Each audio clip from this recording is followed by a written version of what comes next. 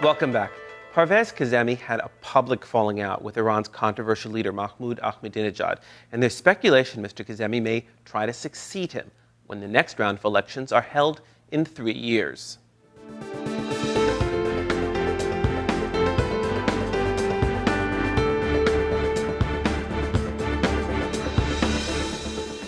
There's been talk of you potentially running as president in 3 years. Do you have any aspirations to actually run? We have people like me. We have tried our best to strengthen the infrastructure of this revolution, of this country, ever since the Islamic Revolution achieved victory. And to do this, we have been using many different tools, scientific tools, or we have been interested in getting the younger generation involved in the management or in the correct management of the country.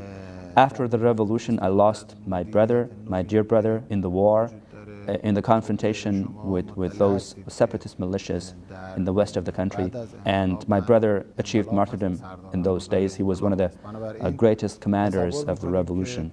That shows that we have done a lot of sacrifices for the victory and for the development of this, for the strengthening of this revolution. Whenever I feel that I can make a difference, that I can help the country achieve something better than now, then I won't hesitate to join the management fleet.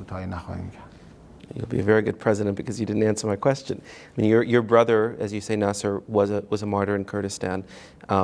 You have your family has a good reputation. I mean, can you see yourself in the role of president?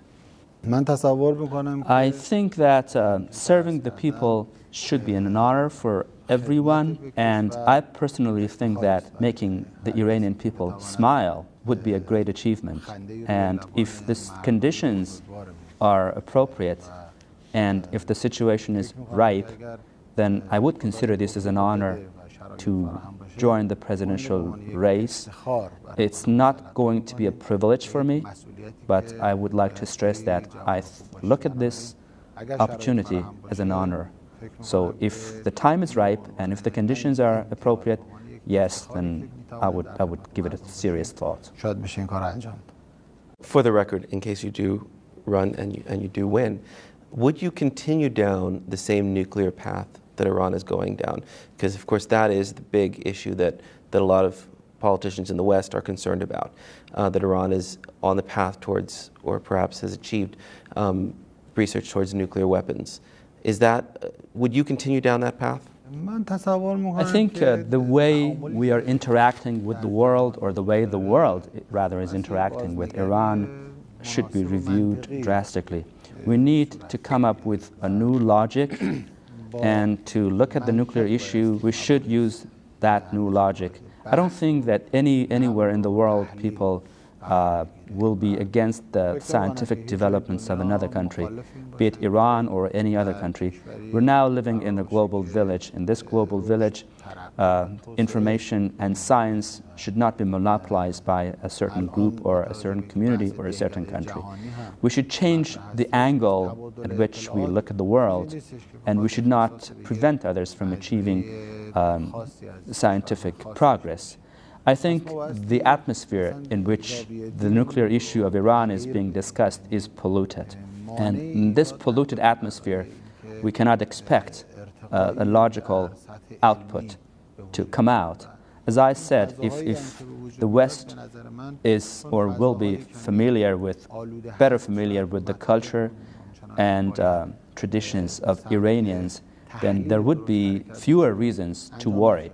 During the war against Iran, the Iraqi-imposed war, Iraq used a lot of chemical weapons against us, and they inflicted heavy human damages on us. So we lost a lot of soldiers in that chemical confrontation. But Imam Khomeini never allowed us to retaliate. We were never allowed to use chemical weapons against Iraqis.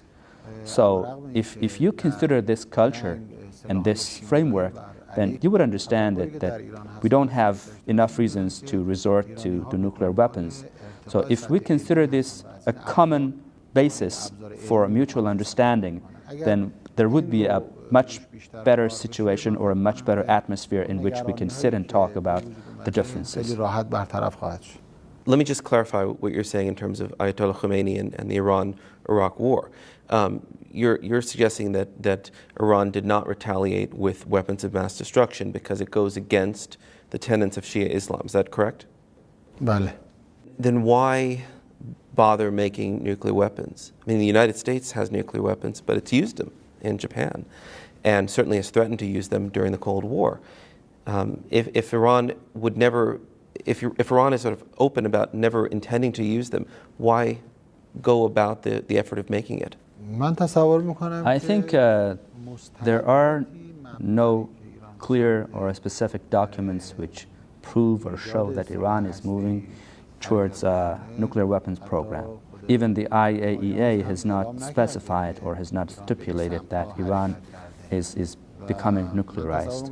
And as you mentioned, the US used nuclear weapons against Japan for the first time in history, and they're still responding to questions which are put forth by the world public opinion. I don't think the world has the capacity to accept another nuclear disaster. What is happening in Iran is of a different nature. We're moving towards scientific nuclearization. So I would like to reassure everyone in the West that the Iranian nuclear program is not a military one and is not going to be a military one.